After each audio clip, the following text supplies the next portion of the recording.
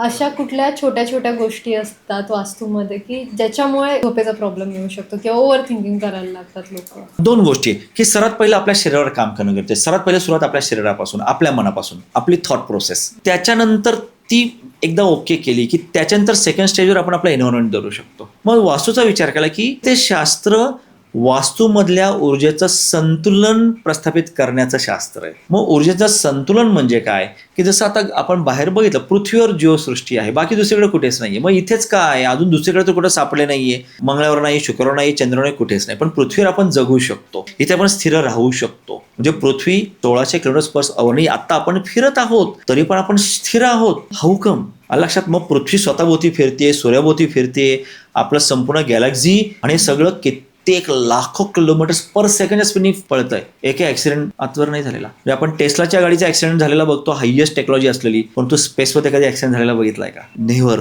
का नाही? कारण तिथे संतुलन आहे. तर तेच संतुलन ऋषीमुनींनी आपल्या वास्तूमध्ये कसं क्रिएट होईल याचा अभ्यास करून त्याचं एक शास्त्र बनवलं. त्यालाच आपण वास्तुशास्त्र म्हणतो. आणि मग त्याच्यामध्ये काही नियम दिलेले आहेत.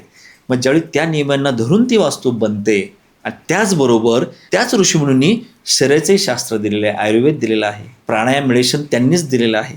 मग ह्या दोन्हीचं जर कॉम्बिनेशन झालं तर तिथे तुम्ही म्हणाल तसं आरोग्य येईल. आणि जिथे हे कॉम्बिनेशन नाही बॅलन्स होत त्या ठिकाणी आजारपण येणार, आर्थिक अडचणी येणार, रिलेशनशिपच्या समस्या येणार.